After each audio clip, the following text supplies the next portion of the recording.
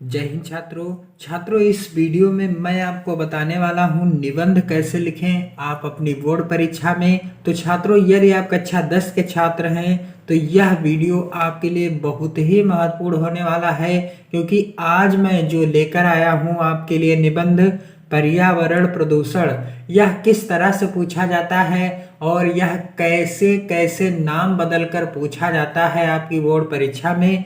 और यहाँ पर आप देख सकते हैं यह निबंध सन 2010 से लगातार सन 2020 तक आया है आपकी बोर्ड परीक्षा में। और आप जानते हैं कि आपकी बोर्ड परीक्षा में निबंध के 6 नंबर मिलते हैं। तो आज मैं ये निबंध लेकर आया हूँ आपके लिए सबसे आसान शब्दों में और सबसे कम शब्दों में। तो चलिए स्टार्ट करते हैं आज के इस महत्वपूर्ण वीडियो को। सबसे पहले मैं आपको दिखा दूं कि आपसे प्रश्न कैसे पूछा जाएगा।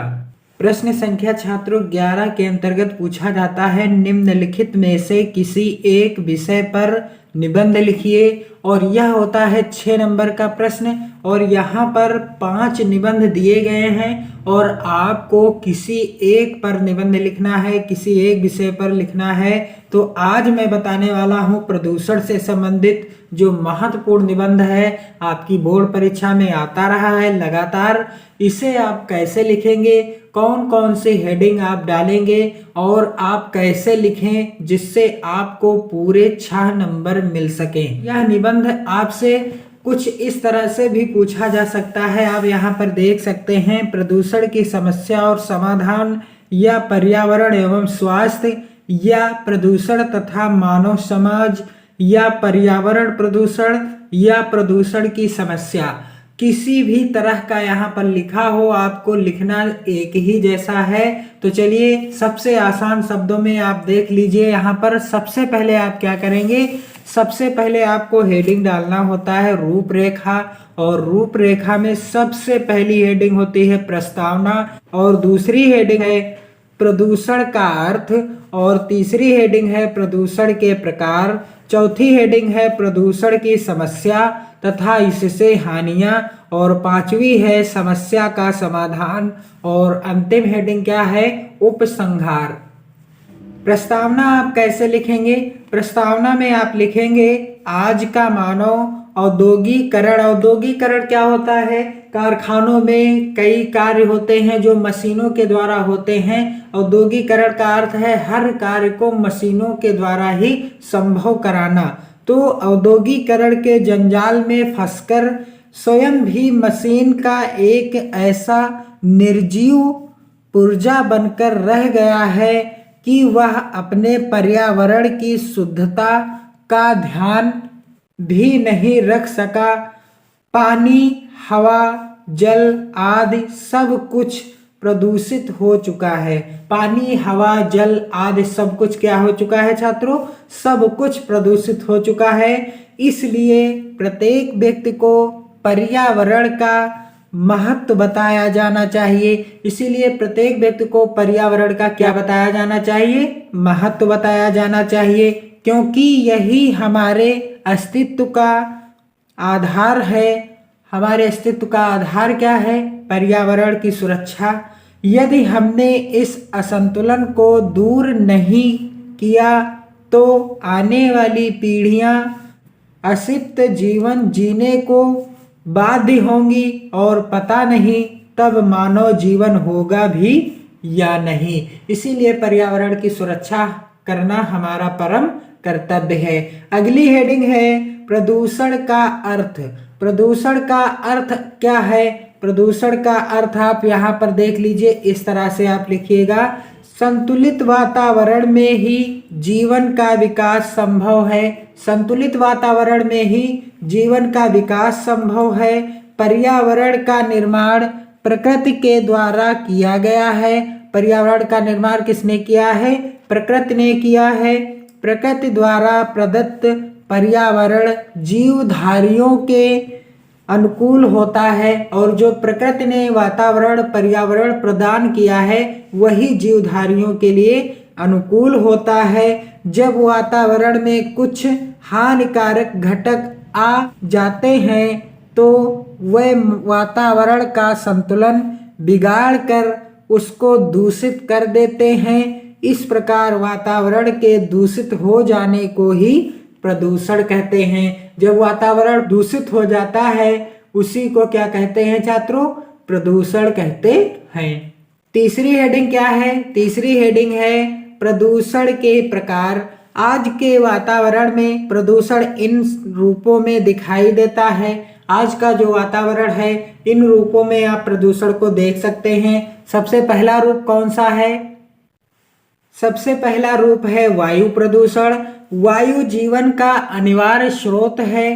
प्रत्येक प्राणी को स्वस्थ रूप से जीने के लिए शुद्ध वायु अर्थात ऑक्सीजन की आवश्यकता होती है, जिस कारण वायुमंडल में इसकी विशेष अनुपात में उपस्थिति आवश्यक है।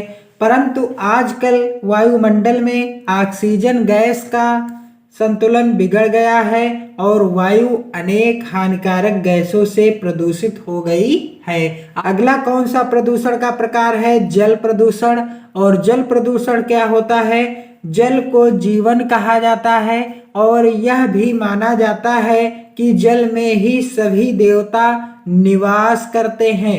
इसके बिना जीव जंतु और पेड़ पौधों का भी अस्तित्व नहीं है। फिर भी बड़े बड़े नगरों के गंदे नाले और कारखानों का सारा मैला बहकर नदियों के जल में आकर मिलता है और इससे जल प्रदूषित हो जाता है। अगला प्रदूषण का प्रकार कौन सा है छात्रों? अगला प्रदूषण का प्रकार है ध्वनि प्रदूषण। और ध्वनि प्रदूषण के बारे में आप आसानी से लिख सकते हैं। ध्वनि प्रदूषण भी आज की नई समस्या है। मोटर कार, ट्रैक्टर, जेट विमान, कारखानों के सायरन, मशीनें तथा लाउडस्पीकर ध्वनि के संतुलन को बिगाड़कर ध्वनि प्रदूषण उत्पन्न करते हैं। और अगला प्रदूषण का प्रकार है रेडियोधर्मी प्रदूषण। रेडियोधर्मी प्रदूषण आज के युग में वैज्ञानिक परीक्षणों का जोर है। परमाणु परीक्षण निरंतर होते ही रहते हैं। इसके विस्फोट से रेडियोधर्मी पदार्थ संपूर्ण वायुमंडल में फैल जाते हैं और अनेक प्रकार से जीवन को क्षति पहुंचाते हैं। अनेक प्रकार से क्या करते हैं छात्रों? जीवन के लिए हानिकारक होते हैं। आगे आप अगला प्रदूषण का प्रकार कौन सा है? अगला प्रदूषण का प्रकार है रासायनिक प्रदूषण। और रासायनिक प्रदूषण क्या है? कीटनाशक दवाइयों से और रासायनिक खादों से भी स्वास्थ्य पर प्रतिकूल प्रभाव पड़ता है। ये पदार्थ पानी के साथ बहकर अनेक प्रकार से हानि पहुंचाते हैं। कीटनाशक जो पदार्थ होते हैं जो फसलों में डाले जाते हैं, कीटनाशक दवाएं और रासायनिक खाद जो फसलों में डाली जाती है, ये स्वास्थ्य पर भी प्रतिकूल प्रभाव डालती हैं। अगली हेडिंग क्या है छात्रों? अगली हेडिंग है प्रदूषण की समस्या तथा इससे हानियां।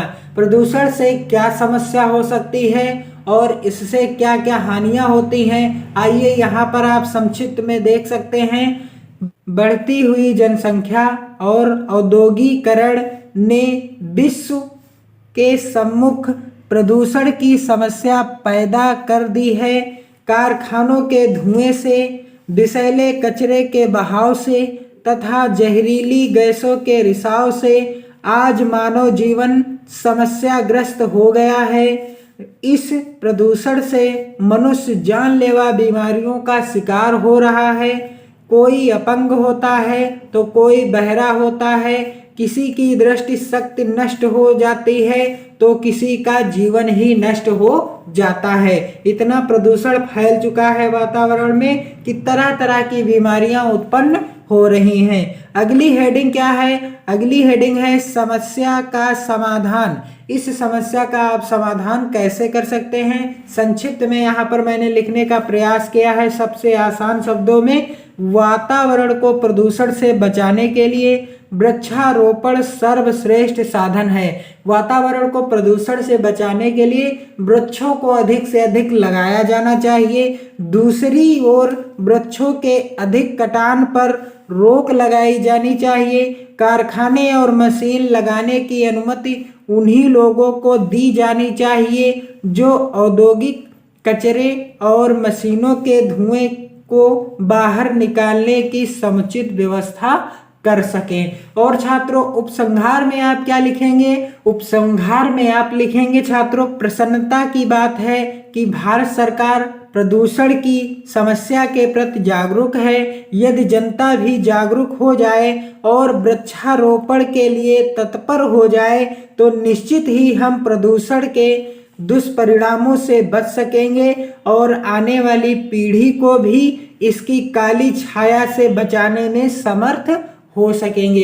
इस तरह से आप जब निबंध लिखेंगे आपको 6 नंबर पक्का मिलेंगे। और छात्रों यह निबंध आपकी बोर्ड परीक्षा में कई बार आया है, इसे आप एक बार लिख जरूर लीजिएगा। इसकी हेडिंग आप जरूर देख लीजिएगा। वीडियो कैसा लगा कमेंट जरूर कीजिएगा।